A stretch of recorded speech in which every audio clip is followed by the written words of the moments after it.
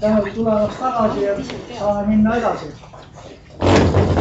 Ja seoses nüüd kambatöödega, et peale esimest ettekannet ma läksin lauldade juurest läbi ja võtaksin enda kätte need ülesandelehed, kuhu taha küljele te kirjutasite oma töö tulemuse. Ja kirjutage sinna peale ka teie poolt valitud spiikeri nimi. Et ma saaksin siis välja hüüda seal ja Lehkaplatsil, kui me hakkame kambade kokkuvõtteid tegema. Aga nüüd läheme programmiga edasi ja Saaremaa on ju tuntud oma julgete visioonide ja eristuvate ideede poolest. Ja järgmisena ongi meil kohalik omavalitsus oma esindajatega teie ees. Ehk palun Agne ja valmis panna Kalle. Ma korrigeeriks seda, et ma ei ole kohalikust omavalitsusest. Et ma olen Saaremaa omavalitsuse arengu ja planeeringu osakonna juhataja ülesannetes. Tegelikult mu valdkond on ruumiline planeerimine. Igusta. Et ma üritan valjemini rääkida. Kuidas?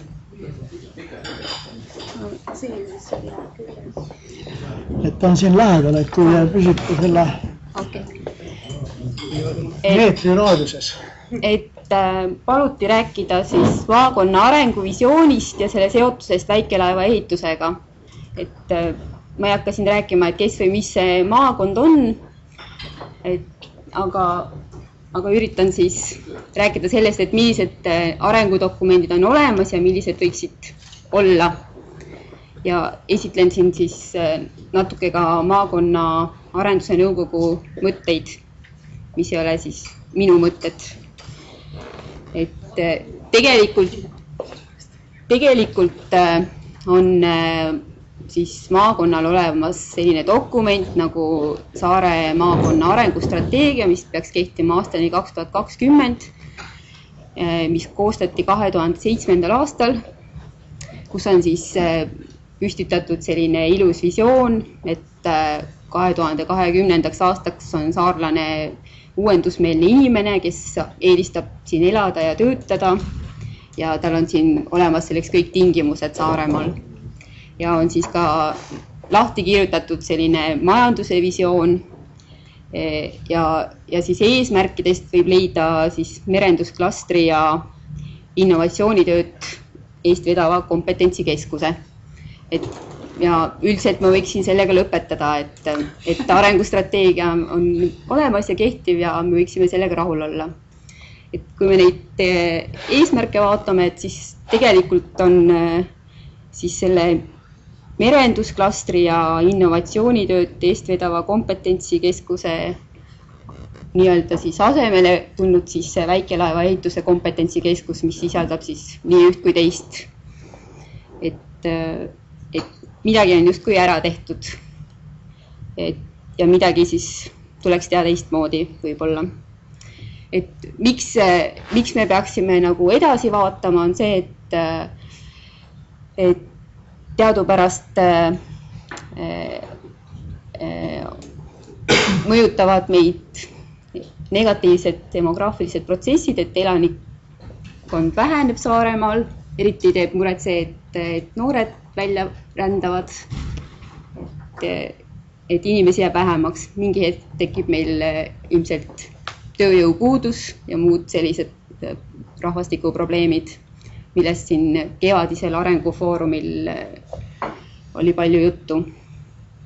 Et teine probleem on see, et siin enne räägiti nendest võimalikest kollapsitest, et kui 2007. aastal olid kõik selles laines, et meil läheb paremini ja kõik tõuseb, kasvab, et siis täna me peame mõtlema, et kuidas me saaksime olemasolevate ressurssidega paremini hakkama. Kolmas põhjus on see, et tuleb uus Euroopa Liidu programmeerimisperiood ja uued riigi strateegilised dokumendid. Praegu tehakse üleriigilist planeeringut, tuleb uus Eesti regionaalarengu strateegia ja me peaksime siin maakonnas kokku leppima, et milline on nagu meie maakonna sisend nendesse strateegilistesse dokumentidesse, et kõik sellised praktikud võiksid küsida, et mis tähtsus sellel on, milline see sisend sinna riigi dokumenti on. Aga ma võiksin tuua sellise näite, et regionaalarengu strateegia näiteks paneb paika, millised on siseriiklikud programmid Eestis. Üks siseriiklik programm näiteks on Väikesaarte programm. Väikesaarte programmist näiteks on rahastatud ka mõnda väikelaeva ehitust.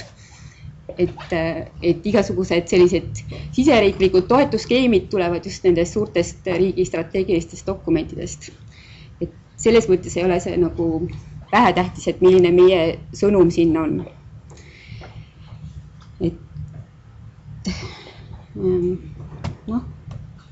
Slaidi liigime.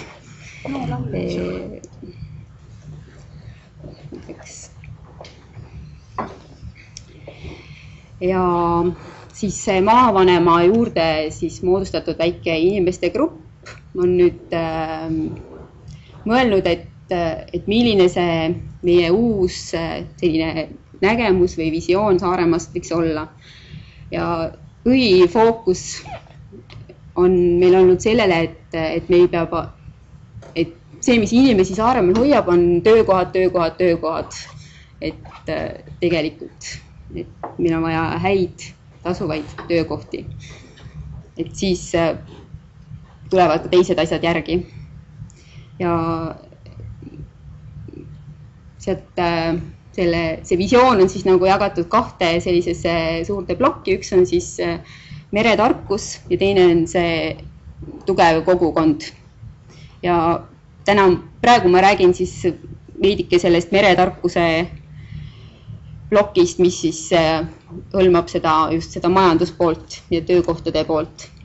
Et see põhiidee oli see, et see majandusareng peaks toetuma meie nendele sisemistele ressurssidele, mis meil on, et me elame saare peal, et meil on meri ümberringi, et meil on siin tugev väikelaevaehituse sektor, tugev töötlev tööstus, nagu Piret näitas, kasvav töötlev tööstus, et mille pealt me saame nagu edasi minna, et see arengupotentsiaal võiks sealt tulla ja minna siis ka mujale haridusse, ettevõtlusse, igale poole.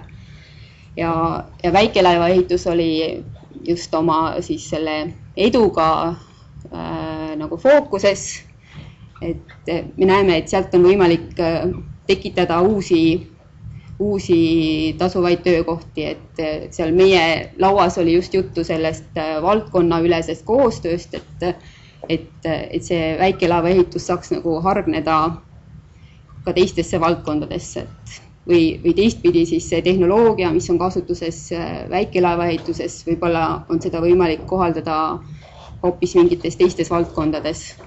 Et ma lihtsalt huupi nagu toon näite, et Šotimaal Hebriidides on üks väike saar Lewis, kus on sarnane tehas nagu Baltic Workboats, aga seal tehakse meretuulikute detaile. Tundub nagu väliselt väga sarnane, keevitatakse midagi, hästi palju mehi tormab ringi, et võib-olla mingil hetkel saab ümber suunata oma ressursid hoopis millegile muule. Ja millest siin oli ka kohalikus ajalehes, ilmus see meretarkuse üllitised, kus olid ka siis need mõned lennukad ideed, mida siin on natuke edasi arendatud, et visioonid peavadki olema ju ambitsioonikad. Et siin on üks rida siis selliseid mõtteid, et millele me siis ootame kas liitlasi või vastaseid, et mingisuguseid ideid on ju maakonnas tekiks, et üks on siis see merehariduse edasiarendamine, et me näeme, et kolledž on nagu väga oluline maakonnale, et see on see, mis hoiab siin noori ja hoiab saare elavana, et see Gotlandi mudel on nagu kõikidel hästi silme ees, et kus see nagu töötab.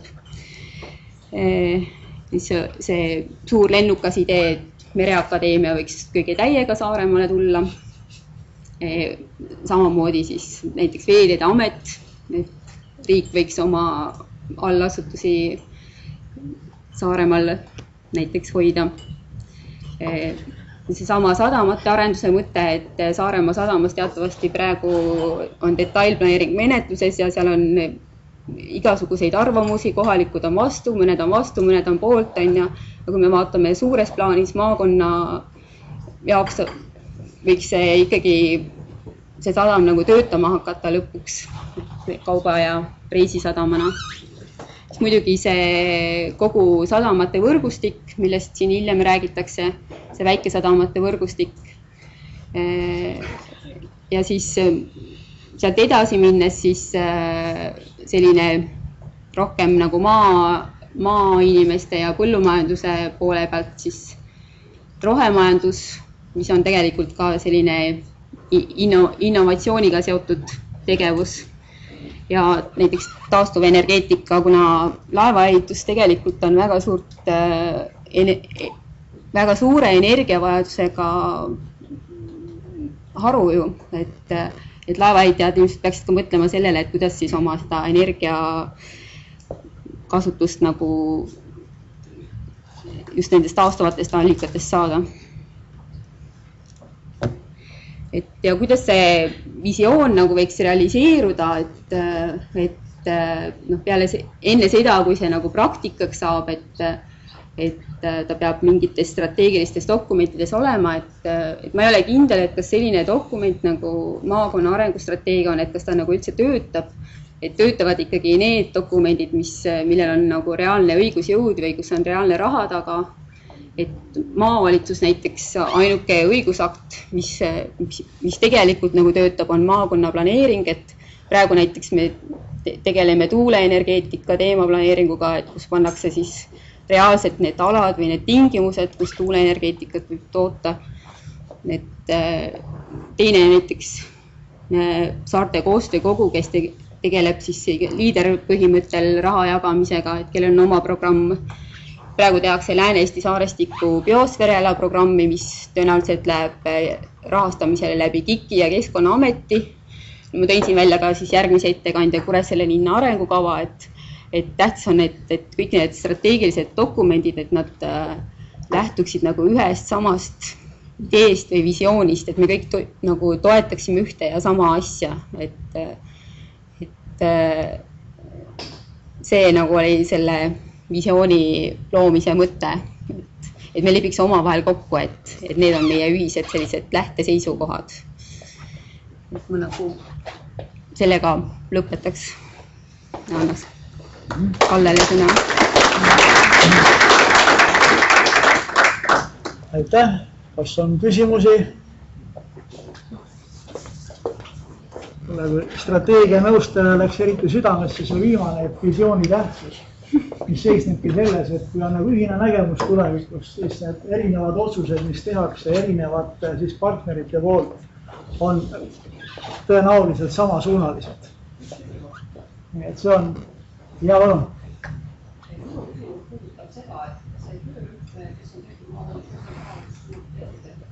Kas seal kasutati kaalutlus akadeemilisi inimesi või oleks inimesi millega? Ei ole öelda, et see on maakonna arengu poolt.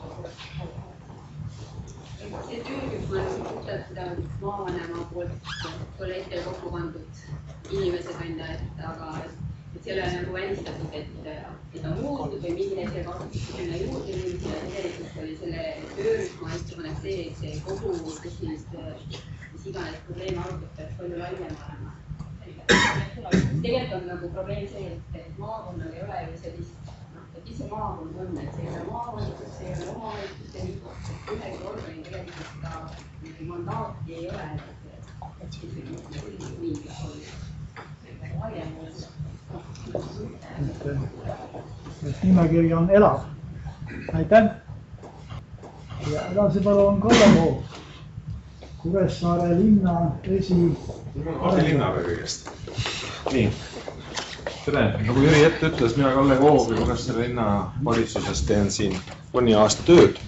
Ja võib-olla siit jätkuks sellisesse raskesse teemasse nagu väikelaeva ehitus Kuressaare linna arengukavas ma tegelikult ütleksin Jüri endisele mõttele juurde, et ainult visioonist ei piisa.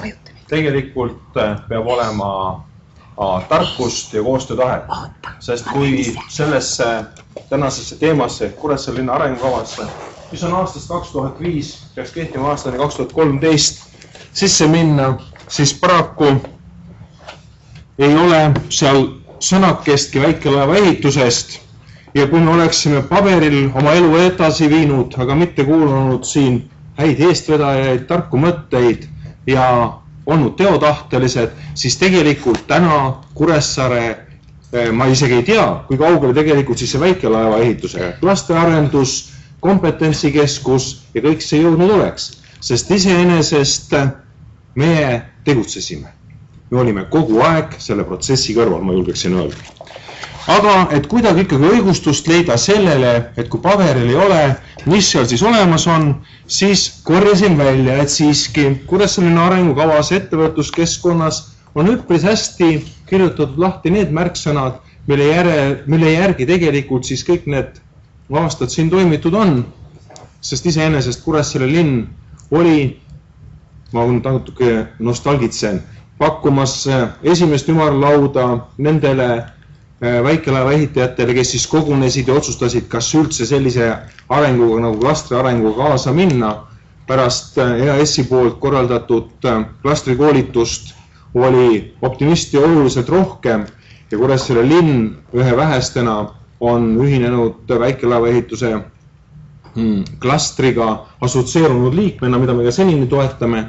Ja sealt oli juba üpris loomulik, et läksime ja oleme toetanud, ma ütleks nii rahaliselt kui ka kindlasti inimesed siin mõtteliselt, siis väikelaeva ehituse kompetentsikeskuse loomist ja edasist arengut. Nii et me oleme tegelikult rohkem kogu aeg olnud tegude inimesed ja võiks öelda, et mitte ainult sellises klastritegevuses või väike kompetentsikeskuse tegevuses, vaid ka tõepoolest väikelaeva ehituse ettevõtete arengu soodustamises. Siin slaidil on peal üks väikene pilt, tegelikult see on luksusjahi uus tootmishoone.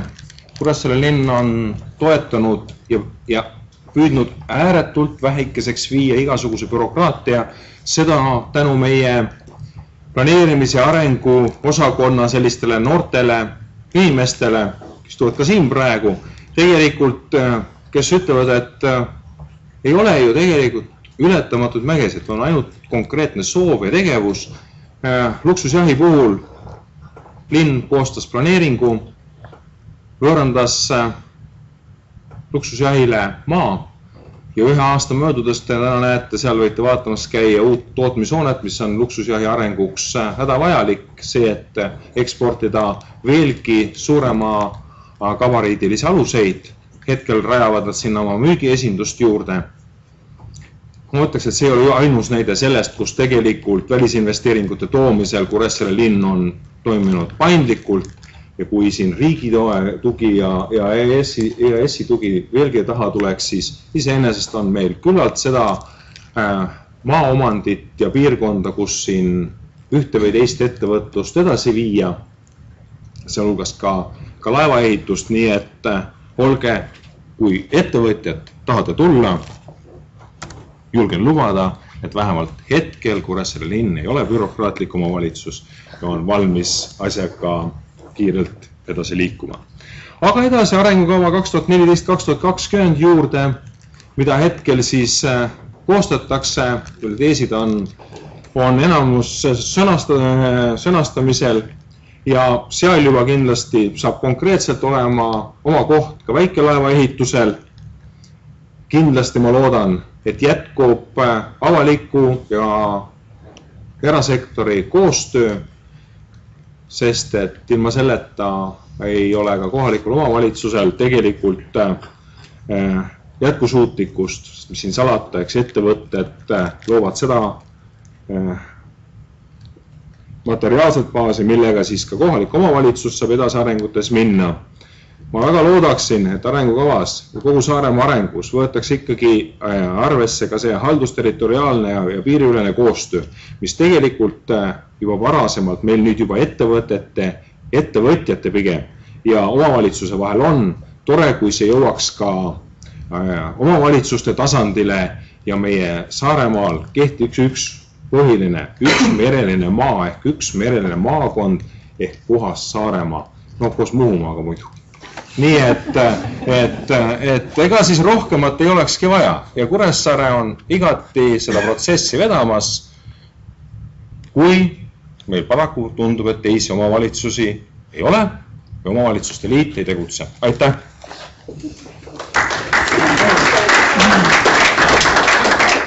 No üks küsimus, võib-olla ma enne vastan teie küsimusele, kui te küsisite, kuidas omavalitsus saab aidata.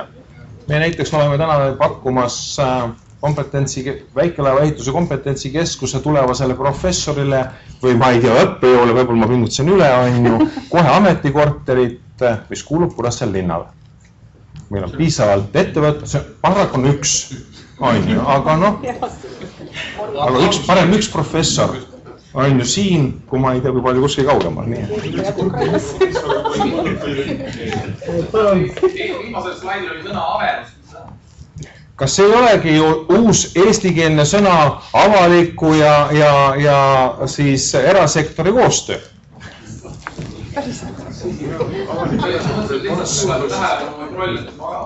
Ei jah, sest et tundub, et ka eesti keeles tuleb uusi sõnu pigevalt juurde, see PPP ehk inglise.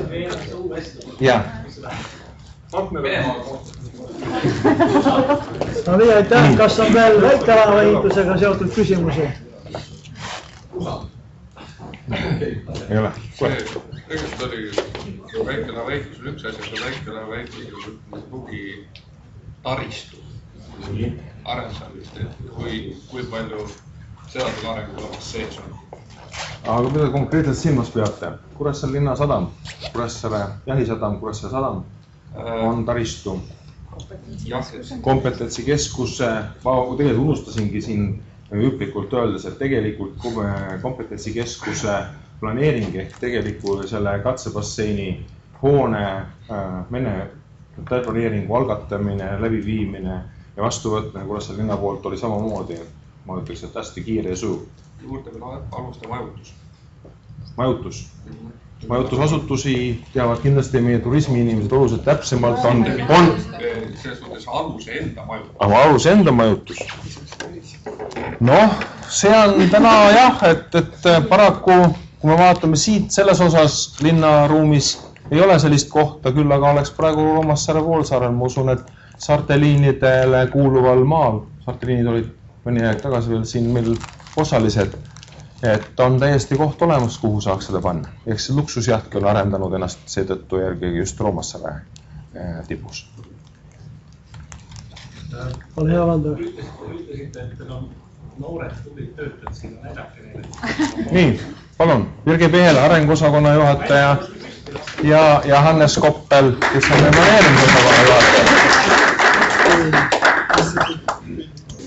Täna me alustasime seminari aplausiga visioonikonverentsi nagu initsiaatoritele, mis on aidanud jõuda siis 5. visioonikonverentsina ehk juubelini.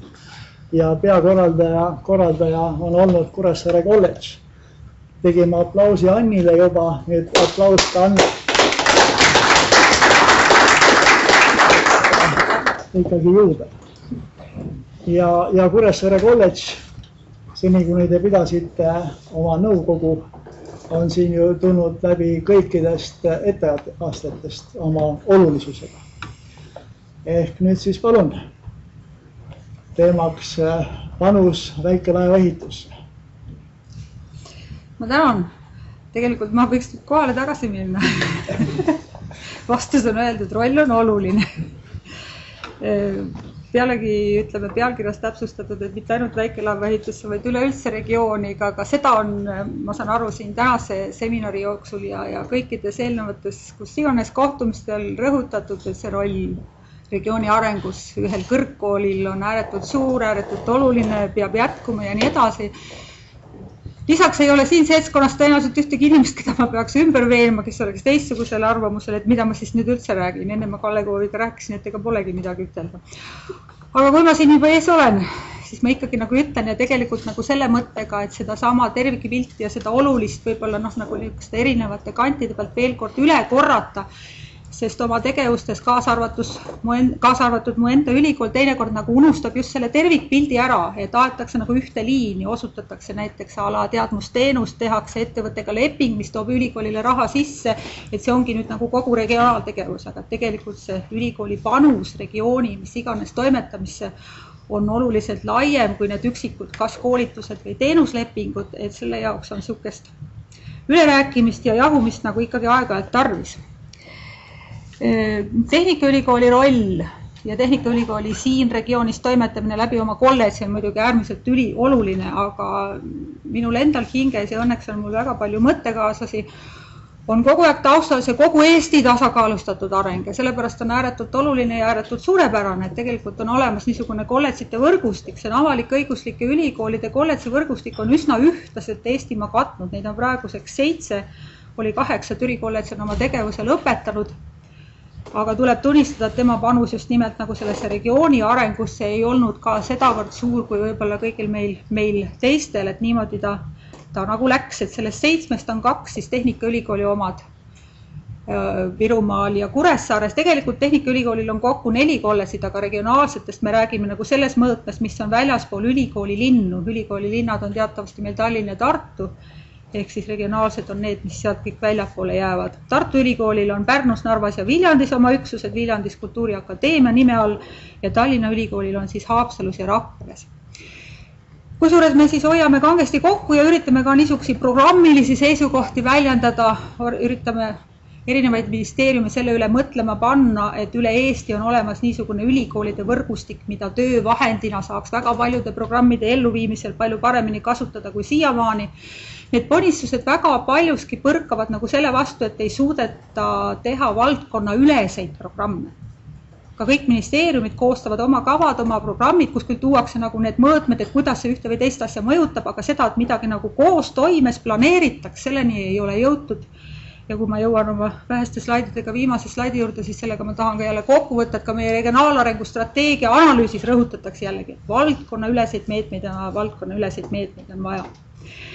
Kolledžid on ise sõnastanud oma rolli siis seal paikades, kus nad siis asuvad nagu 3 niisuguse märksõnaga inimkapitali arendamine, mis siis tähendab igasugust koolitamist, eelkõige täienduskoolitamist, tasemekoolitamist, teadmusteenuste pakkumist kas ise oma ülikooli kaudu või hoopis oma väliskontaktide kaudu, mida Kari Raagmaga märksõnaga toru nimetab kolledži rollina.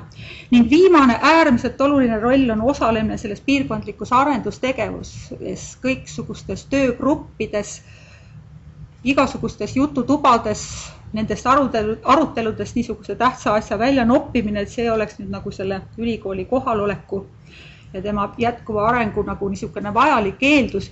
Ja siin ma tooksin näiteks võrdluse, et see ei olegi nagu minu välja mõeldud soomlased, kes on nagu teada-tuntud väga niisuguste põhjalike analüüside, aga enne kui nad mingisuguseid järgmisi programme teevad, nad on ka tõdenud, et see periood, kus ülikoolid tegid oma õppekeskused üle maa, et see on nüüd nagu möödas, et oluline, et need õppekeskused osaleksid ja panustaksid seal kohapeal ka töökohtade loomisse ja igasuguse niisuguse sotsiaalse kapitali nagu tõstmisesse, et lihtsalt inimeste koolitamine, kui nendel inimestel selle koolitusega ei ole seal kohapeal midagi peale hakata ja seda tarka tööd ei leidu, et see ei kanna nagu nii head vilja. Aga see sama inimkapital, mida siis ülikoolid läbi oma kolledžite ja ise ja mis iganes moel arendavad, et mis see üleüldse tähendab. Kui ma nüüd vaatasin natukene neid, mul jääb ka nagu taustaharidusest puudu selles valdkonnas, aga vaatasin natuke neid teoreetilisi käsitlusi, et mis sellest inimkapitalist siis räägitakse ja kuidas see mõiste ise on arenenud, siis nagu oma esmases definitsioonis öeldakse, et see on teadmiste oskuste kogum, millega inimene siis panustab nüüd selles ettevõttes mingisuguse toote loomisse, et nüüd see on see inimkapital, mida ettevõtja kasutab kasumi saamise, lisaväärtuse loomise, mille iganes eesmärkidel. Aegade jooksul see mõiste ja käsitlus inimkapitalist on muudkui laienenud ja lisandunud on hulgaliselt siis muid komponente. Ja asi ei ole mitte selles, et ei oleks teoreetikud mõistest aru saanud algselt, aga lihtsalt elu ise on arenenud tööstusühiskonnast, infoühiskonda, teadmusühiskonda ja nii edasi. Elu ongi muutunud niisuguseks nagu keerukamaks, komplekssemaks need tööülesanded, et selle sama töötaja, tema inimkapital ei seisne ainult selles, millega ta sinna ettevõttesse tuleb juba valmiste oskuste ja teadmistega, vaid seda tuleb nagu pidevalt selle töö käigus muuta, arendada. Seal mõjutavad ka tema hoiakud, tema väärtushinnangud, tema loovus, eestvedamise võime, ka inimese tervis mõjutab selle inimkapitali väärtust, mida siis ka ettevõtja oma huvides saab ära kasutada, et see on niisugune tükimaad komplekssem lugu ja ülikoolil on siin nagu nendes erinevates komponentides päris mitmes asjas nagu kaasa rääkida, eelkõige muidugi nende teadmiste oskuste arendamisel, aga siin ka peab ülikool ise tajuma seda muutunud rolli, et kui varasemal ajal inimene õppis ühe korra oma ameti selgeks või sai mingisuguse kutse ja asus selle tööle, siis ta töökangelasena võis ka selles ametis sellisena lõpetada ja kõik oli suurepärane. Praegu kaasaeg nagu tegelikult eeldab, et inimene vahetab ka elu jooksul päris mitu korda ametit. See tähendab, et tal on vaja uusi oskusi, uusi teadmisi, võib-olla hoopis teises valdkonnas. Ma ei ütle, et see nüüd lõpata head, ta täiesti ühest äärmusest teise kuskile kalduks, aga tegelikult paraku see elu niimoodi on, et see niisuguses muutumises ja sul ongi vaja kogu aeg juurde õppida. Ja ka näiteks ülikool peab olema valmis seda siis jätkuvalt ja juurde õpetama. Tal peab olema kompetentsus selle tegemiseks, aga eelkõige tal peab aru saama olema, et elu selline ongi ja selle elukestva õppega on vaja oluliselt rohkem tegelda.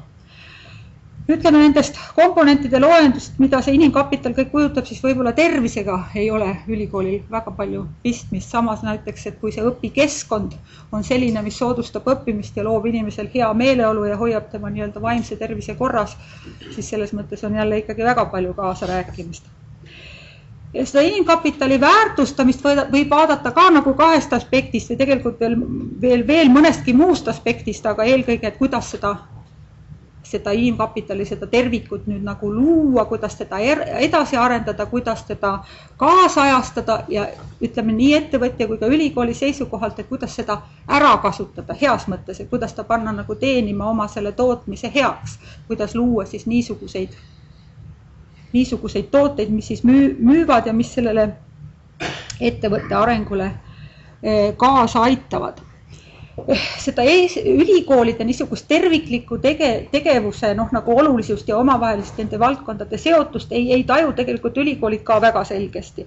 Ja sellepärast näiteks OECD algatas 2006. aastal juba niisuguse programmi, et ülikoolid mõtleks läbi, mida tähendab regionaalne tegevus, mida tähendab ühiskonna teenimine, missugustest eri osistest see kõik peab nagu koosnema ja kuidas ta siis seda planeerib, kas ta teeb seda koostöös regiooniga, kas ta mõtleb ise asju välja ja kas ta mõõdab neid mõjusid. Ja vaat sellise nagu enesehindamise protsessi käigus jõuti tegelikult järeldusele, et ega selle mõõtmisel nüüd ei olegi nii väga sügavat mõtet ja need mõõtmiste ammugi nende tulemuste võrdlus ei anna meile tegelikult niisugust head informatsiooni.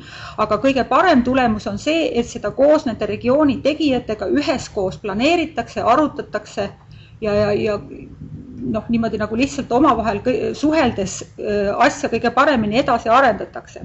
Ülikoolide jaoks oli nagu ka suhteliselt suur üllatus, selle siin toodud nüüd ingliskeelsest raportist välja võetud ingliskeelse tekstina, aga see viimane punkt ehk osalemine sotsiaalses arengus, selle sama regiooni niisuguse administratiivse suutlikkuse, haldussuutlikkuse tõstmisel, et mida see siis tähendab ja mis see üldse ülikooli asi on.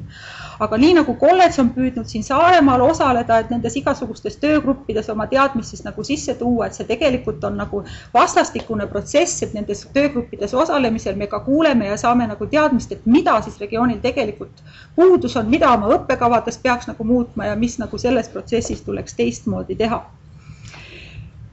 Need samasugused punktid on tegelikult ka Tehnikaülikooli regionaaltegevuste alustes nagu kajastatud ja välja toodud ja niimoodi me oleme püüdnud ka nüüd toimetada. Koostöösuhete arendamine, konkreetselt väikelaeva ehituse valguses siis ka Tehnikaülikool, nii nagu Linn nimetas, et on selle klastri toetaja liige või assotsieerunud liige või kuidas seda nüüd täpselt nimetada.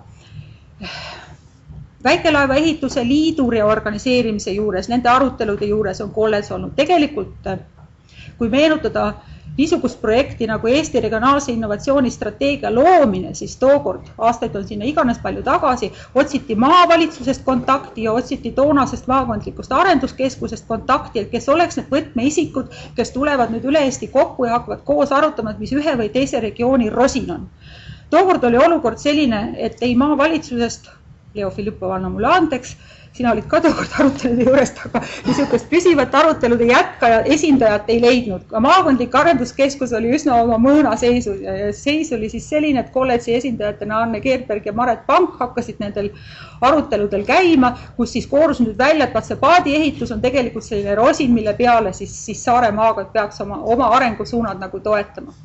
Mis nüüd nagu valdkonna ülestesse probleemidesse puutub, siis sealt tuleb ka meelde, et klastriarenduse teema juures oli majandusministeeriumis esmane kohtumine, kus tegelikult infot jagati nii-öelda ainult suurlinnadele ja jälle kui maavalitsuse ja selle keskuse esindaja, mina ja Maret Pank sinna kohale läksime, siis öeldi, et mis teie siia tulite, see on ainult suurlinnade asi, klastri teema ei puutu ju ometigi Saaremasse. Ometigi ta hakkas puutuma ja sellest koorus ka välja see klastriarenduse programm.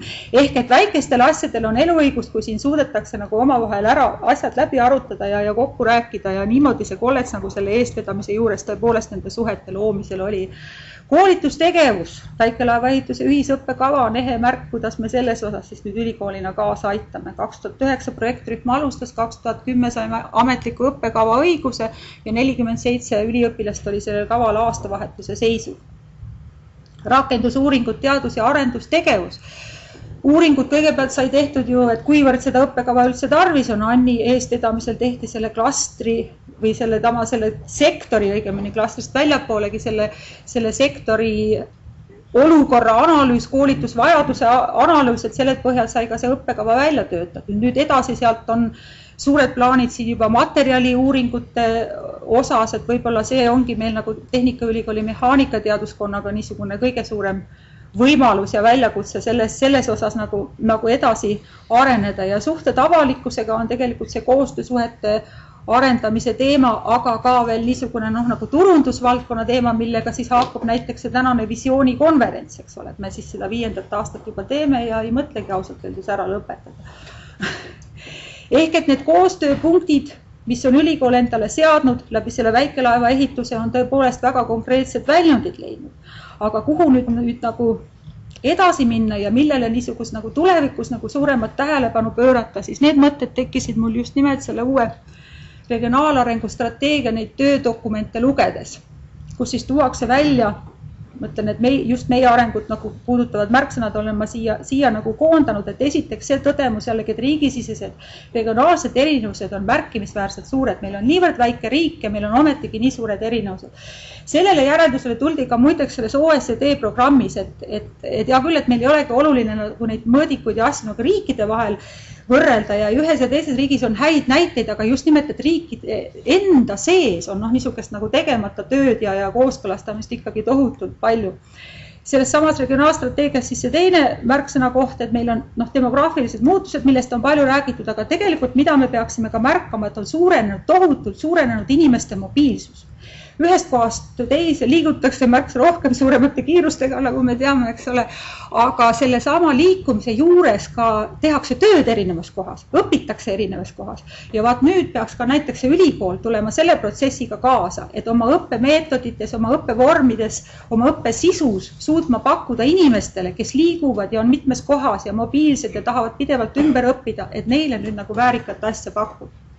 Me tegime näiteks ka eelmine aasta niisuguse teise kodu elanike uuringu, et just nagu teada saada, kuidas need inimesed, kes üsna palju veedavad aega siin Saaremaal, et suvilaks on seda natuke palju nimetades, nad on ka talve seal ja aasta ringi seal, et kuidas nemad nagu suhtuvad sellesse, et selle kogukonnaga rohkem nagu koostööd teha ja kui näiteks valdades küsides neid andmeid, vallad olid väga vastu, ütlesid, ei, et mis te sorgite ja pole meil nagu tarvis neid häirida, eks ole, siis need inimesed ise, kes siin niimoodi käivad, eks ole, suhtusid sellesse uuringusse äärmiselt positiivselt ja tegelikult nagu nende panuse ärakasutamine on ka veel jälle niimoodi, ütleme, eriti just väikeste omavalitsuste jaoks selline tundmata maa, et ühesõnaga selle sama strateegia valguses, mis nüüd ka meie ülikool loodetavasti selliste ettepanekut täna vist oli tähtaeg isegi esitamiseks, et nende ettepanekutega välja läks, et ka ise muuta oma töövorme, oma meetodeid selleks, et selle elukestva õppega paremini kaasa minna, et erinevates regioonides rohkem nagu oma võimalusi pakkuda, eks ole, aga teine oluline asi, et oleks siis selliseid kompleksseid valdkonnaüleseid meetmeid, mis nüüd näiteks väikelaevaehitusega seoses tähendab seda, et kui me rajame kompetentsikeskust, siis Siseministeeriumi poolt välja töötatud meetmes on nõuded, et jumala eest ei tohi mitte ühtegi rahaühikut minna õppetegevuseks. Kui me saame õpperaha selleks, et väikelaevaehituse kava nii-öelda käigus hoida, siis jumala eest, et ei osutaks ühelegi ettevõttele selle eest teenust, et vaat niisugusest suhtumisest nagu kuidagi nagu lahti saaks, et riik näeks, et see on üks võimalik instrument, see ülikoolide võrgustik, mille kaudu saab niisuguseid kompleksseid programmilisi eesmärke, kus iganes Eesti regioonis ära toimetatud. Siuke sõnum. Tänan.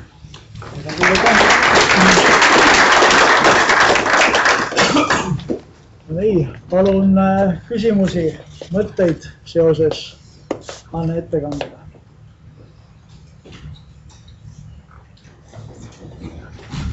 Ma nõus, et on tähtis roll. Meil on jäänud veel 2 ettekannet tänase päeva lõpuni ja selle ametliku osa lõpuni.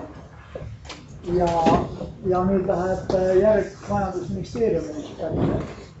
Kuidas paistab Saaremaa väikelaevaehituse tulevik siis Majandusministeeriumist ja millised on seoses juba merenduspoliitika, et järgmised sammud tulevikku. Aitäh! Tere päevast, head seminari külalised! Mina olen Toomas Haidak, Majandus- ja Kommunikatsiooniministeeriumi transpordi arengu ja investeeringute osakonna juhataja, mida siia pole küll kirjutatud. Teil võib tekkida küsimus, et miks transpordi inimene on teie juurde saadetud ettevõtlusest rääkima. Tõepoolest, küsimus on täiesti õigustatud.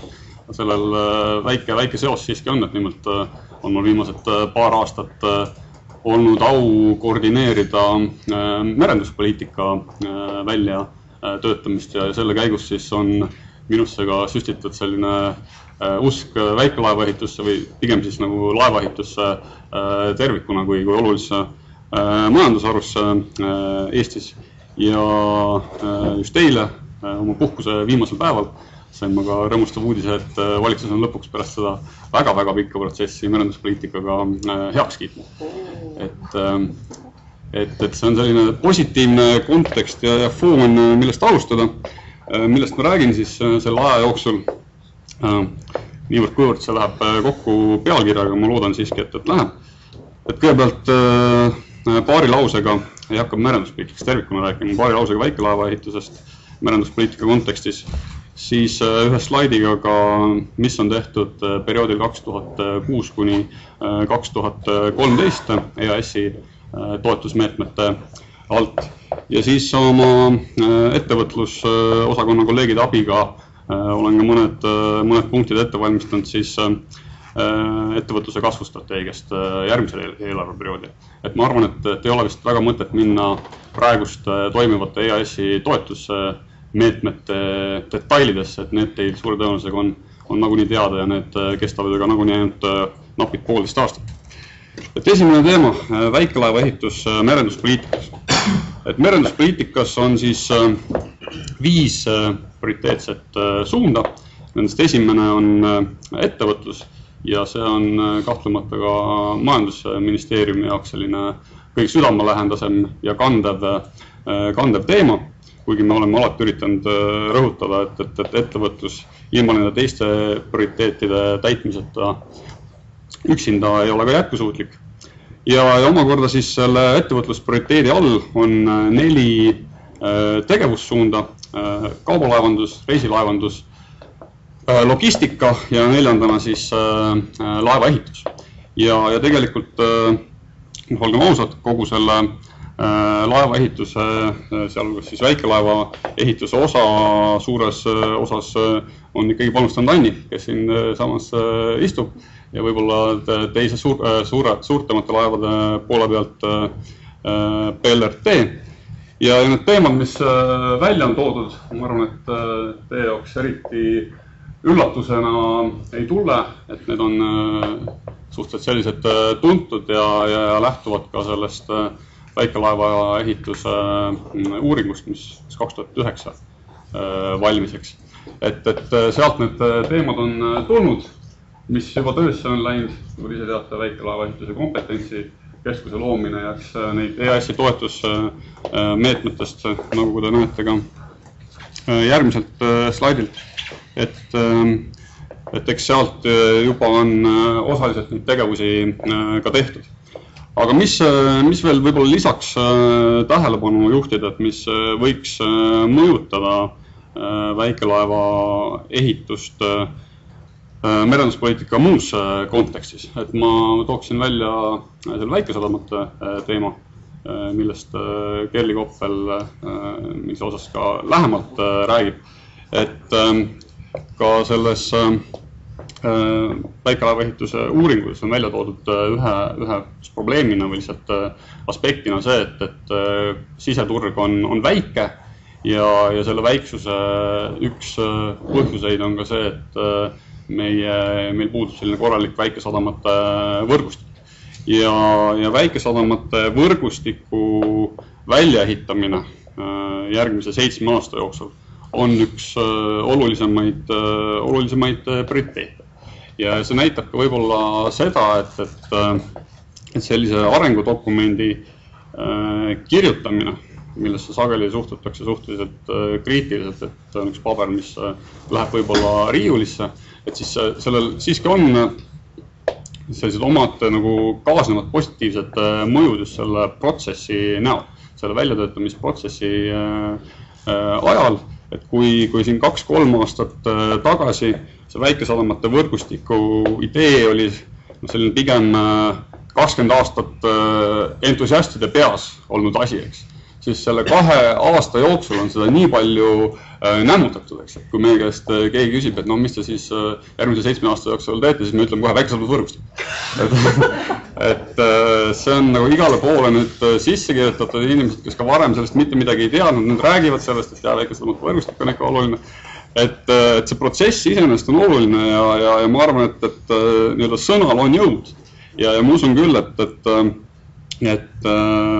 see mingil kujul see väikesadamate võrgustik välja ehitatakse järgmise 7 aasta jooksul. Ja üks teine väiksem, võib-olla ei olegi isegi väiksem teema, aga teema, mis on ka juba suhteliselt pikemalt läbi käinud, on siis nii-öelda kas rahvusklassi jaht või rahvapurjekas või kuidas iganes seda inimesed veel nimetavad. Et see on ka olnud sellises seisus, et ei ole nagu väga hästi edasi liikunud.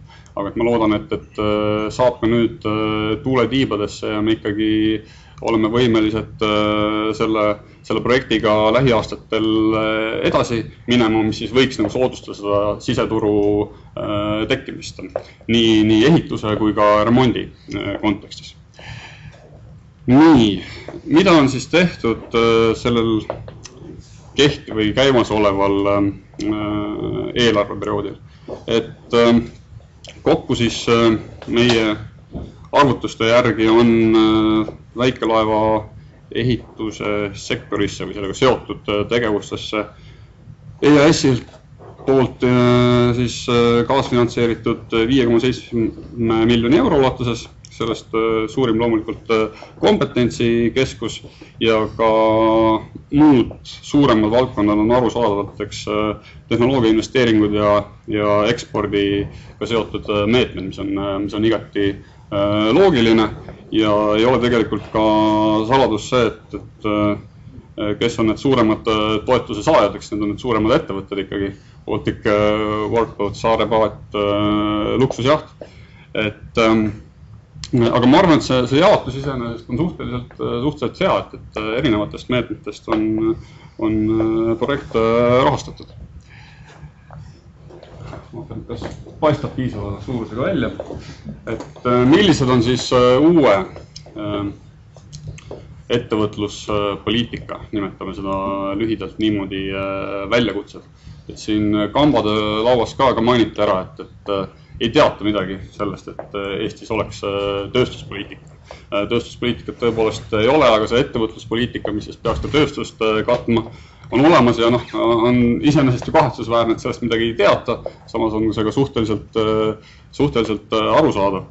et just selles kontekstis, et meie senised arengukavad ei ole olnud väga mingis selges fookuses. Ka ettevõtluspoliitika ei ole nii-öelda olnud otseselt suunanäitaja, see on pigem nagu loetlebki üles valdkonnad ja meetmed, kuidas me ettevõtlust toetame, aga mitte seda, et riigil oleks mingi väga selge fookus, kuhugi läheksime.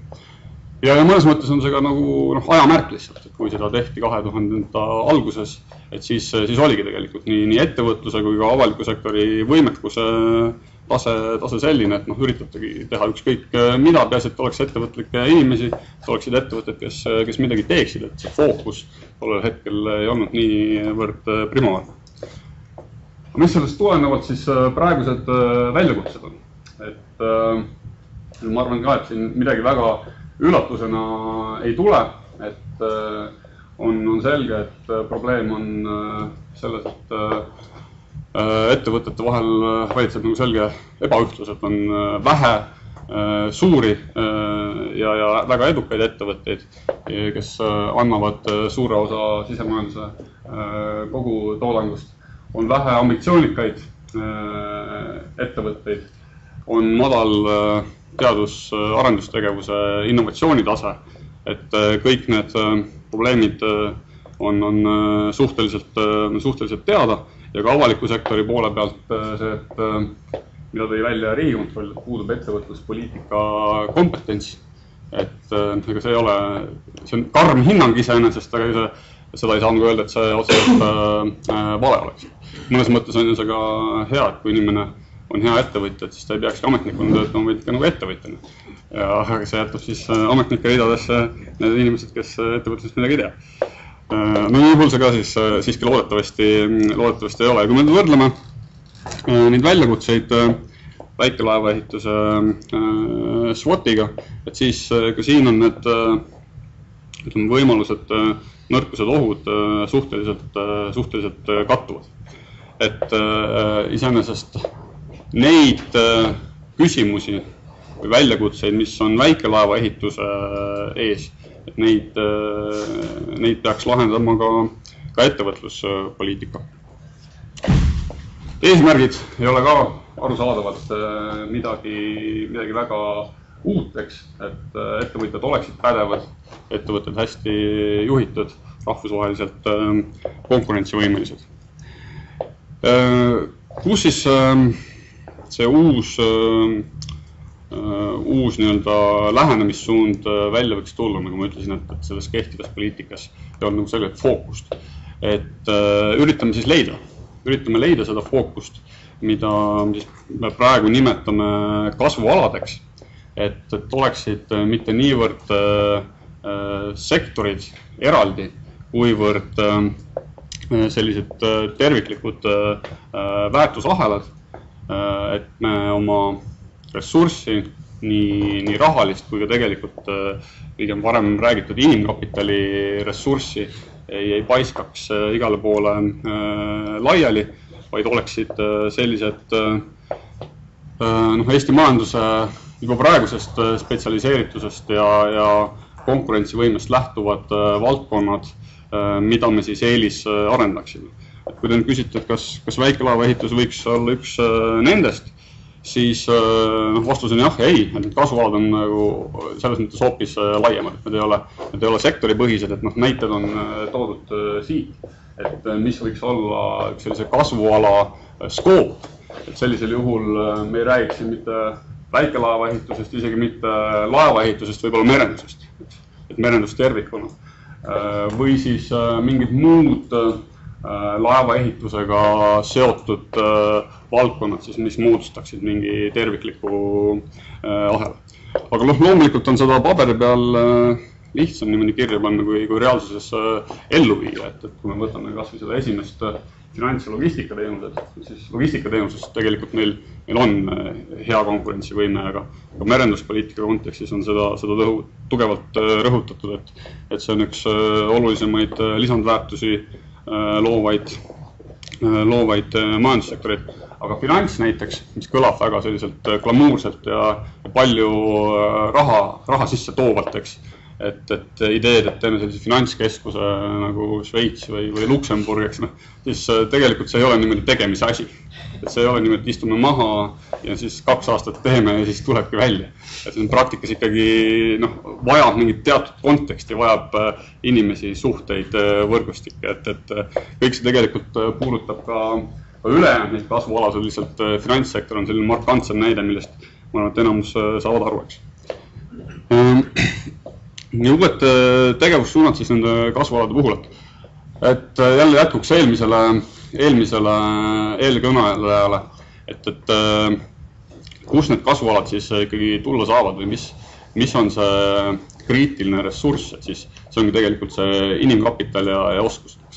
Et just alates tippjuhtidest, alates sellest, et kuidas ehitatakse üles ärimudel, milline on motiveeritus, milline on ambitsioon, milline on julgus, kõik sellised tegelikult suhteliselt pehmed tegevused, et nendele rohkem tähelepanu pöörata.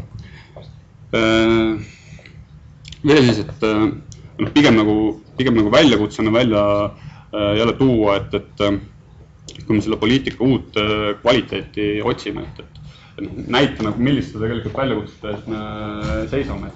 Lihtne on rääkida sellest, et suurendame teadus-arendustegevuse kulusid. Nüüd teeme seda. Aga kuidas see reaalselt välja võiks nägema? Kui me tahaksime näiteks suurendada teakulude osa 1,6%-ni SKP-st, et mida see tähendaks? Meil oleks vaja juurde 10 Skype'i. See on selline summa, et see ei käi lihtsalt niimoodi, et me võtame selle raha ja paneme kuhugi. Et reaalselt peavad olema olemas ettevõtted, peavad olema olemas inimesed, kes on võimelised seda päris suurt rahahulka kasutama. Aga see muidugi ei tähenda seda, et see kasvualade teema kõik, et nüüd olemasolevad toetusmeetmed ja ettevõtluspoliitika loogika pööratakse täiesti pea peale. Seda päris kindlasti ei ole. See on pigem selline lisanduv asi, kui vaatame seda püramiidi, siis see tipu osa, et reaalselt ikkagi finantsvahendite summat vaadates, siis ikkagi suurem osa jääb nende baastoetusmeetmete peale. Lihtsalt, et me tahaksime juurde tuua ka selliseid kõrgemat lisandväärtust soodustavaid meetmeid. Ja kuhu ma tegelikult sellega kõik tahan välja jõuda, on see, et see ettevõtluspoliitika või ettevõtluse kasvustrateegia sarnaselt väga suure hulga teiste arengukavadega, kui siin enne välja toodud kas või Kuressaare linna arengukava, et kõikide nende arengukavade koostamist on just alustatud ja need peaksid olema valmis järgmise aasta jooksul. Enamus üritatakse saada valitsusse veel esimesel poolaastal, järgmisel aastal. Eks see on tegelikult kõige parem aeg hetkel just anda oma siset.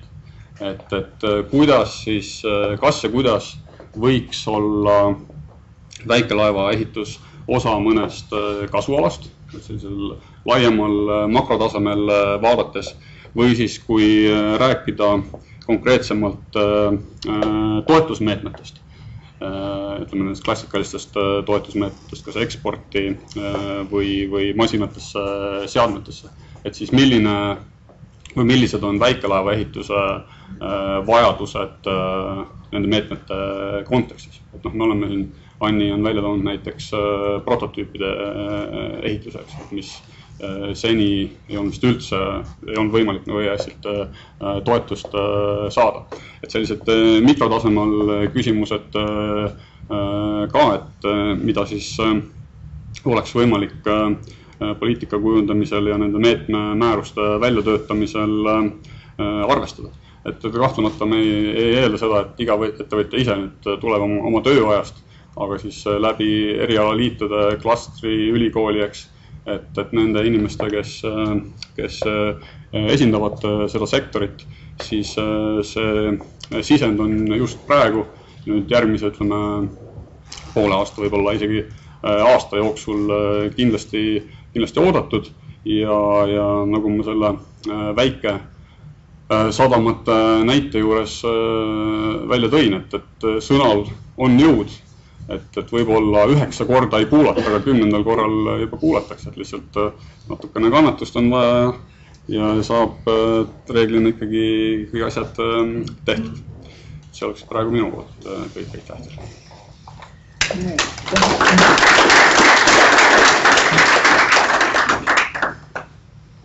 Nii, uuriv pilk saali, kas on küsimusi? Palun.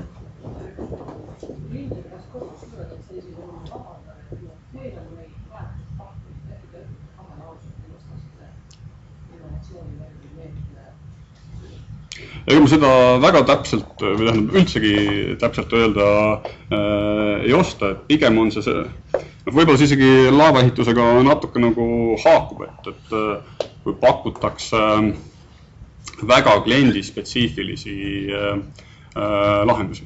Ehk siis me ei saa nagu mitte kunagi ju olema konkurent Aasia tootmisbaasileks. Et me ei saa toota massi, ma ei tea, võib-olla mõni sektor on, mis on võimeline tootma sellist maailma mastaabi, kogu maailma turule väga suurt osa siin nimetati just mõnes ettekandes tagasi, et keegi toodab suurt osa maailmaturu vajadusest. Et pigem ikkagi me peaksime vähemalt meie arvates fokusseerima sellistele asjadele, mis on hästi kliendikesksed ja mille eest siis on läbi selle võimalik küsida ka suuremat tasu, eks. Ehk siis oleks ka kõrgem lisandväärtus automaatselt. Anne, palun. Kuidas võiksid sündida sellised komplekssed ja valdkonnaülesed meetmed, mis oleks näiteks siis haaratud koolitus ja teadusarendustegevus ja ütleme võib-olla ettevõtluse, mis need olemasolevad alustamistoetused või nõustamistoetused pluss veel avaliku ruumi välja kujundatud, mis näiteks selle ühe eesmärgi ümber siis kõik koondub. Kes sellist asja saaks algatada, kuidas sellist tekkida? Siin ei olegi head vastust, selles mõttes, et meie juhtimissüsteemi või administratsiooni ongi selline, et ega see ei soosi hästi seda. Et see situatsioon, kus me oleme, et on ikkagi selline veel nagu ajalooline taak, et on see vürstiriikide tase, eks, aga me üritame sellest välja tulla. Et kes, kui küsimus on nüüd konkreetselt, et milline institutsioon, eks, siis praegusel hetkel võib-olla kõige parem selleks on ikkagi Riigikantselei, kuhu see info kõik kokku jookseb, aga samas on Riigikantselei mehitatus sellise ülesande jaoks selgelt ebapiisavaks. Rahandusministeerium on ametlikult selline kõikide arengukavade suundasi kokkuvõttev asutus hetkel, kus nende strateegia osakond siis peaks seda koordineerima. Aga lõppkokkuvõttes see taandub ikkagi kõikide nende erinevate ministeeriumite, ametite ja ka partnerite võimekusele midagi sellist teha. Ja see ei saa olla muutus niimoodi üleöö, et eile tegime asju niipidi ja täna nüüd on hoopis teistmoodi või hoopis paremini. Et see on nagu pikaajaline protsess, et mis me konkreetselt võin siis tuua näite meie transpordi valdkonna kontekstist, eks. Kui te nimetasite seda avaliku ruumi osaks.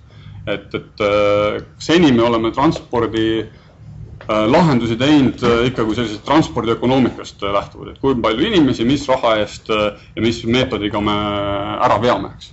Et nüüd me üritame ka uut transpordipoliitikat viia selles suunas, et kuidas siis see transpordi taristu või pakutav teenus mõjutab elukeskkonna, kuidas see mõjutab avalikku ruumi, et see, millised teed me ehitame, millist teenust me pakume, et see ei ole ainult see, kuidas inimesed saavad punktist A punkti B, vaid et see mõjutab ka mitteliiklejate elukeskkonda, kui ma ütlen, oli arusaadavaks. Ja et selline aspekt on vaja sisse tuua, mis tähendab seda, et me peaksime kombineerima mitte ainult neid transpordirahasid, mis on Majandus- ja Kommunikatsiooniministeeriumil ühtekuuluvusfondist või Euroopa Regionaalarengu fondist, vaid me peaksime mõtlema ka Siseministeeriumi regionaalarengu rahade peale kohalikele omavalitsustele minevate rahade peale, et kuidas teha selliseid projekte tõepoolest, mis ainult ei mõjuta liikumist, vaid parandavad ka kohalikku elukeskkonda. Aitäh! Ega ei olnud kerge küsimus. Nüüd me hakkame jõudma võib-olla tänase päeva ühe kõige oodatuma ettekande juurde rosinpäeva lõpus. Aga teile palve, et see viimase ettekande ajal palun leidke laudadelt need tagasiside lehed ja palun täitke nad ära. Ja et see on selline ettekanne, kus on vaja oma ID-kaart sisse anda. Jaa, lõpus läheb seda natuke vaja. Kerli Koppel, palun. Jah, Kerli Koppel samast ministeeriumist nagu eelkõnelejagi. Ja mina räägin teile siis sadamaregistrist, et põikan natuke ka minevikku ja siis näitan seda, et mis reaalselt valmis on. Et viimane kõneleja on ühtpidi hea olla ja teistpidi paha olla, et paha sellepärast, et kõik kibelevad juba lesta sööma, aga hea sellepärast, et viimane teema jääb kõige paremini meelde. Ja kuna mul oli õnn ja au olla natuke seotud ka merenduspoliitika väljatöötamisega, nimelt tegeleda põhjalikult puhkuse ja turismi töögrupiga, siis ma tõin siia sisse ka ühe oma lemmikvanasõna, et kui külas on kõrts, siis on küla vaene ja kui külas on sadam, siis on küla rikas. Ja vaataks siis nüüd natuke edasi, et kuidas meil asjad varem toimisid. Sadamaregister iseenesest ei ole mingi uus asi. Et ta on kogu aeg olemas olnud, sadamaid on registreeritud, aga toimis see põhimõtteliselt nii, et oli üks komisjon, kuhu kuulusid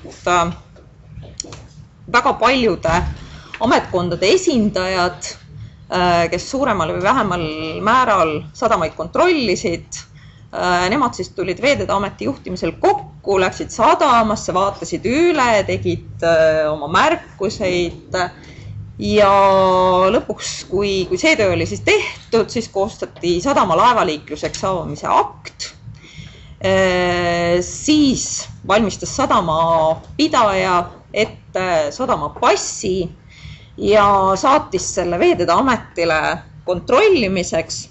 Veeteede Amet siis kontrollis, vaatas, kas see vastab nagu sellele, mis laevaliikluseks avamise aktis kirjas oli. Ja lõpuks siis minister, majandus- ja kommunikatsiooniminister, selle sadamapassi kinnitas. Ja alles siis kanti sadamaregistrisse. Sadamaregistrit peeti aga Exceli tabelis. Nii et palju nagu kasu temast ei olnud. Mis siis nüüd muutus 2009. aastal, kui uus sadamaseadus tuli? Üks väga oluline asi, et uue sadamaseadusega me tõime esimest korda siis sisse väike sadama mõiste. Ehk siis see on sadam või sadama osa, kus teenust osutatakse kuni 24 meetri pikkusele veesõidukile. Ja väikesadamad on meil ka seaduse mõistes jagatud kaheks, ühed need, kes osutavad tasulist teenust ja teised need, kes tasulist teenust ei osuta. Ja sellest tingituna on ka seal nende nõuded erinevad, ehk väikesadam, kes tasulist teenust osutab, temal on siis täispakett, tal peab olema määratud akvatoorium, tal peab olema sadama kapten, tal peab olema sadama eeskiri. Väikesadamal, kes tasulist teenust ei osuta, neid asju olema ei pea. Ja teine suur mõte ja idee oli siis selles, et teha see sadamaregister ükskord elektrooniliseks ja täiselektrooniliseks selles mõttes, et väikesadamad saavad seda taotlust esitada küll ka paberkandjal, et tõenäoliselt see oleks väga suur muudatus, kui oleks nõudnud taotluste esitamist ainult elektrooniliselt. Aga me püüame näidata, et see elektrooniline viis on palju lihtsam ja palju tõhusam. Et me ei sunni neid seda tegema, aga pigem sellise promomise pealt. Ja mis on siis tegelikult registri esmane ülesanne ehk seadusest tulenev ülesanne on anda infot just nendele ametkondadele, kes sadamate tegevust kontrollivad. Ja neid on väga palju ja nende tegevus, nende võimekus on erinev. Ja tänu sadamaregistrile saavad nemad oma tööd paremini planeerida. Nad saavad otsustada, et kas me nüüd kuulutame selle aasta sadamate aastaks ja tegeleme eelkõige sadamatega või me teeme midagi muud. Ja kindlasti aruandluse teema, üks asutus, mis kindlasti paljudele tuleb üllatusena, kes on sadamaregistris suurim andmesaaja, on Kaitseressursside Amet. Seni toimis asi niimoodi, et nendel oli vaja saada kord kvartalis aruannet kõigi Eesti sadamate kohta. Ja see oli väga põhjalik. Et kuni tualettide ülelugemiseni välja. Ja seda tegi üks inimene Veeteede Ametis, kes pani seda andmestikku siis kokku. Et nüüd hakkab see toimuma ühe nupule vajutusega. Nii. Ja kes veel siis kasu saavad ja mis siis muutub just sadamapidaja jaoks? Et muutub see, et ta suhtleb ametkondadega ühe kanali kaudu. Et esialgu meie võimaluste piires on põhiliseks ametiks Veeteede Amet. Aga registri täiustamine jätkub, et loodame, et ühel päeval saab tõesti sadamapidaja kõik oma sadamaga seotud taotlused esitada ühe kanali kaudu. Siis ta saab jälgida registris, kus tema taotlus on, kas sellega tegeletakse, ei tegeleta, on see menetluses, on see kooskõlastatud, on see tagasi lükatud. Ja mis on veel oluline, et sadama andmete muutmine, kui ta teeb seda elektroonilises keskkonnas, siis on see tasuta. Kui ta tahab vanaviisi teha ehk saata paberil need muudatused Veeteede Ametisse, siis selle eest peab ta riigilõivu maksma. Nii, ja siis kellele võiks veel see sadamaregister huvi pakkuda? Kõik siis, kellel on üldse huvi merenduse kui sellise vastu. Ja teiseks selline asi, et harrastusmeresõitja, kes planeerib omal reisi mööda Eesti rannikut, saab väga konkreetselt vaadata, millistesse sadamatesse temal oleks näiteks huvi ja võimalust sisse põigata, mis teenuseid seal pakutakse. Ja see ei ole kindlasti mitte ainult siis eestlastele, vaid seda on võimalik vaadata ka inglise keeles. Ja mis ma siin ikka väga siin slaide näitan, korraks ka see, et mis meil siis nagu olemas on, et tegelikult sadamaregistri elektrooniline keskkond on valmis. Et siinkohal tervitan mõttes aktsiaseltsi Taatel, kes selle reaalselt siis meie unelmad nagu täitis ja meie ideed ja mõtted ja soovid kokku pani.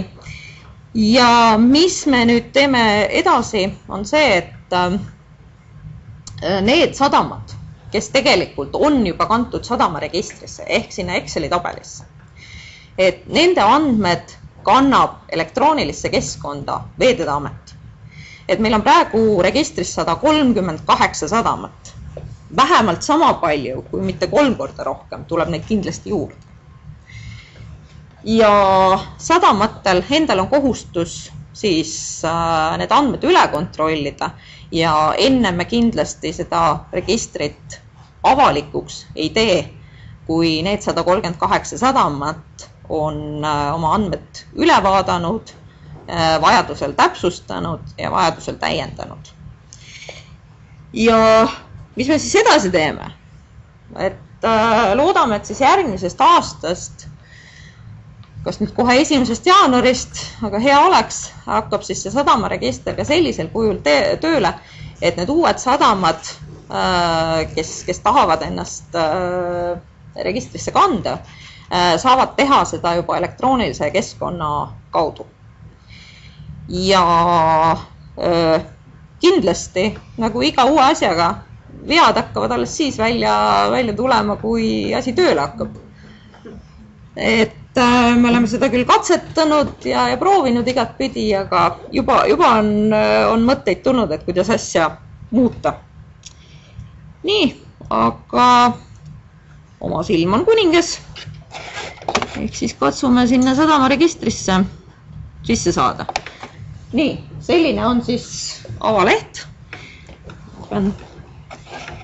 Nüüd ma näitaks teile lihtsalt siit kõigepealt ära, et siit saab siis valida, praegu on see liigitus selline, saab siis valida üks või mitu teenust, et mille järgi otsida ja siis saab vaadata seda ka kõike kaardi pealt.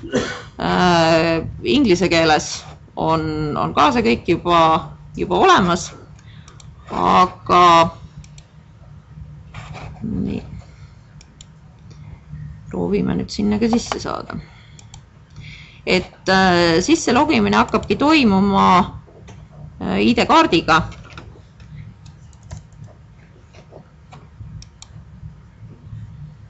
Nii.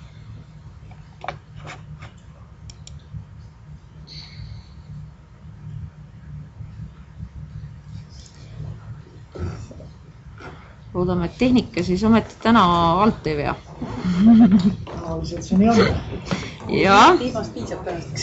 Nii, ta ei anna mulle isegi mingit... Okei. Proovime niipidi. Nii, ta ei anna mulle nii ka.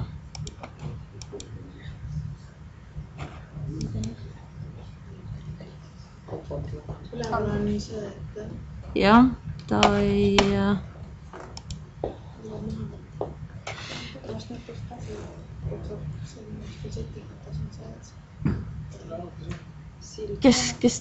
Kus on Silver? Aga mis andmeid sealt näeb sealt, kui see sisse logid, et mis andmeid siis näeb? Tähendab, mitte asi ei ole selles, et mis andmeid just sealt näeb, vaid sealt saaks nüüd vaadata seda, et mis andmed sadamad ise peavad sinna sisse kandma.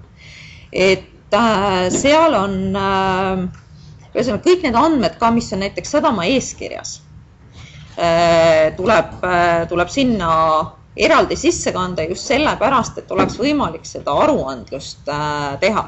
Siis kõik sellised taotlused nagu näiteks sadama akvatooriumi määramise taotlus või akvatooriumi muutmise taotlus, sadama turvalisusega seotud taotlused, navigatsioonimärgistuse taotlused, et kõik need taotlused on võimalik esitada sadama registri kaudu. Aga nüüd hirmsasti ikka tahaks sinna sisse saada, aga juurde ei saa, siis tegelikult läbi Anni küsimuse otsustasime ära, et sisse logimine jääb igale ühele kodutööks. Siin on üks väike aspekt juures, et sisse logimine hakkab küll toimuma ID-kaardiga. Aga yes! Nii, väga hea. Ühesõnaga, võtan näiteks Miiduranna sadama siia ette ja siin on nüüd näha, et kui sadamapidaja kõigepealt esitab üldse selle taotluse, et ta tahab sadamaregistrisse saada, siis Veeteede Amet loob talle selle võimaluse, et ta hakkab ID-kaardiga sisse logima ja sadamapidaja ise määrab, et kes on siis tema esindaja ja kellel on õigus teha neid kandeid ja muudatusi siin. Ja sadama nime määramine, et see on kohe seotud kohanime registriga, et siin on üks selline meeldetuletus kindlasti kohalikele omavalitsustele, et väga paljudel Eesti sadamatel ei ole tegelikult ametlikult sadama nime määratud. On mingi selline kasutusel olnud nimi, aga ta ei ole ametlik põhinimi. Et see on üks asi, mis tuleb kindlasti ära teha ja sadamaregister annab selleks väga hea meeldetuletuse. Siis sadamakoodi moodustab juba Veeteede Amet, kes on sadamaregistri volitatud töötleja. Sellised põhiandmed, siin on klassifikaatorid olemas, et osad klassifikaatorid on meil veel välja töötamisel, et just teenuste ja kaubagruppide osas. Siit tuleb siis valida sadama ülesanne, see on siis sadamaseadusest tulenevalt, määrata ära sellised põhilised tehnilised andmed, sadama kaldajoone punkt, et alguses meil oli mõte panna sadama kaldajoone keskpunkt, aga see tekitas natuke probleemi, et me ei suutnud päris nagu kaardi peal seda niimoodi võimaldada.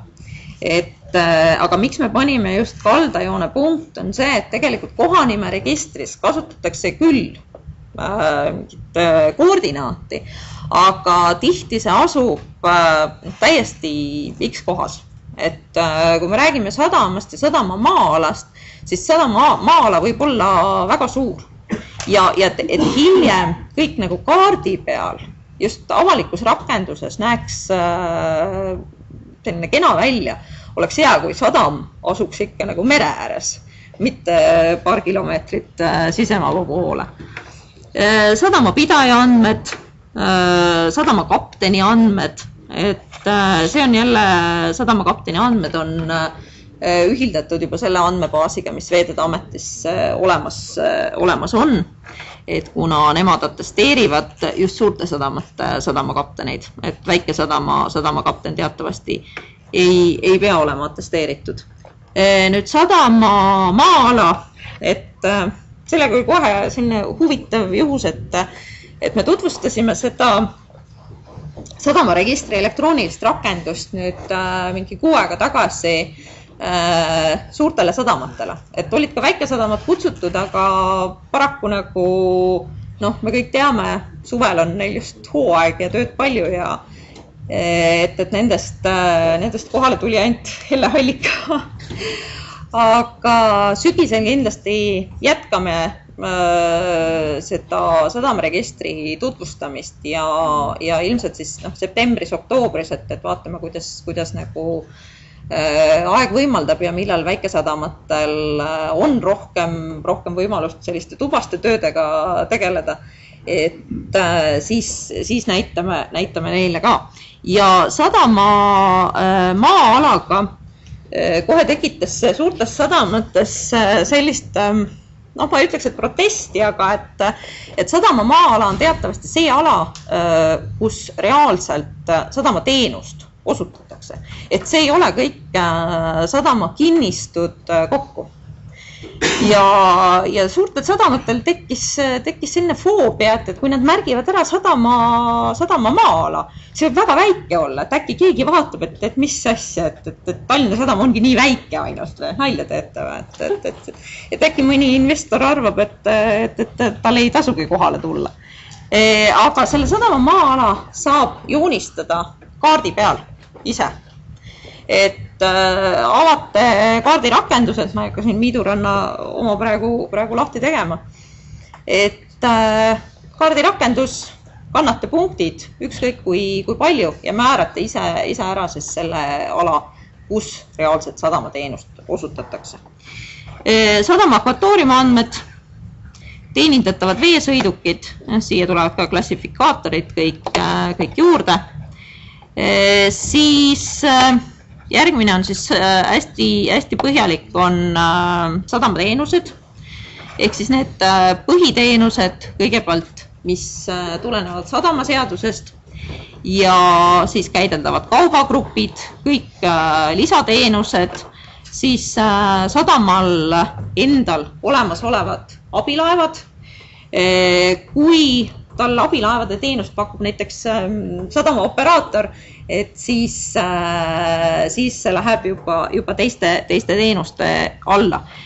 Tehnilised vahendid, ehitised, mida me omakorda üritame siis ühendada ehitisregistriga, navigatsioonimärgid, mis navigatsioonimärkide andmekoguga hakkab ühilduma septembrist alates, sadamate turvalisus, mis on siis rohkem selline Veeteede Ameti ja menetluste mängumaa ja üks väga põhjalik osa, mis on sadama eeskiri, et kui sadamal on eeskiri juba olemas, siis paraku me ei saa lubada ainult seda, et ta selle dokumendina üles laeb, sest siis ei ole need andmed töödeldavad.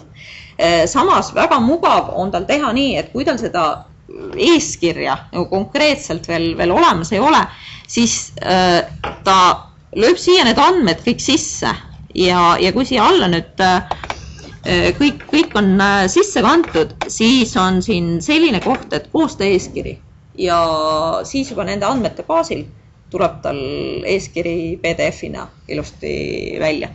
Ja siit saab siis lisada kõikvõimalikke dokumente, mida nüüd nende taotluste ja avalduste esitamiseks vaja on. Aga et selline ta siis on seestpoolt. Nagu äriregister? Jah. No selge, kaua tehtud kaunikene ja oma laps on kallis, ega seda saa kahe sõnaga tutvustada. Igatahes suured tänud.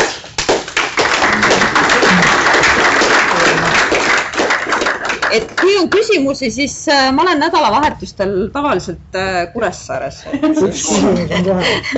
Et ilus tore põhjalik asi, aga et kuidas on mõeldud lihtne merematkaja, kuidas tema saab siis vajaliku info kätte, kui sa ütlesid, et täna on neid seal juba 138 Veeteede Ametis, ma saan aru, et ka seal on lautri ja kõiki.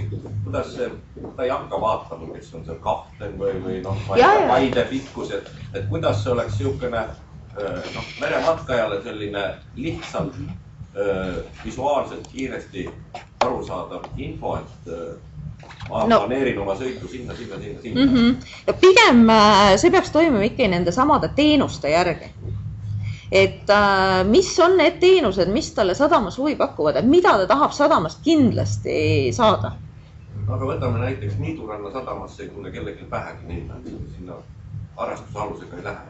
Kuidas ta selle välja selekteerib kui Muuga sadamasse või jah, et see on räägime sadamate võrgustikust, mida me hakkame siin veel arendama, mis oleks meremaskamise seisukohalt. Kui me räägime nagu võrgustiku arendamisest ja kui me räägime sellest, et me hakkame väikesadamatele looma nii-öelda nende tähekeste süsteemi, et teenuste klassifikaatorit ja teenuste nii-öelda hindamist, et mis on need teenused, mis peavad kindlasti olema ja me anname nagu hotellidele antakse, eks ole, et kas ta on nüüd 4 tärni või 5 tärni. Et selline mõte on läbi käinud. Et sellisel juhul tuleb siia lihtsalt lisada üks selline klassifikaator või selline valikuvõimalus, et vali ainult väikesadamad. Jah. Neid on, aga... Enamus ei kõlba. No vot, et siin... Miks ma peaksin kogu seda sortimenti sealt vaatama? Kas sealt saaks kuidagi niimoodi välja tuua? Aga mille järgi on soov neid filtreerida? No aga kui me tahame saada külalisi, eks ole, siis üks on süvis. Meil ei ole mõtet arvestada 5-meetriseid mootorpaati, üle lahe ei tule mitte keegi selle. Nii. Siis me hakkame selle sügavuse järgi ja samas ta peaks vastama mingitele nõuetele. Jah, et kindlasti, kuna need tehnilised andmed on olemas tegelikult, siis nende järgi on võimalik ka filtreerida. Et sa validki näiteks maksimum süvis, et millega sa tahad ligi pääseda. Et kõige järgi on põhimõtteliselt võimalik sealt otsida. Praegu kipume liiga detailidesse minema, et kindlasti selle kasutaja sõbralikkuse suunas annab nagu edasi arendada ja mul on nagu ettepanek, et nagu see visioonikonverentsi pealkirigi ütleb, töised jutud messis. Et me saame nagu jätkata töiste juttudega järgmises etapis, ehk siis öeldi küll, et kõrts pidi olema halb kui on, aga just nimelt sadama kõrtsi taha me nüüd kogunemegi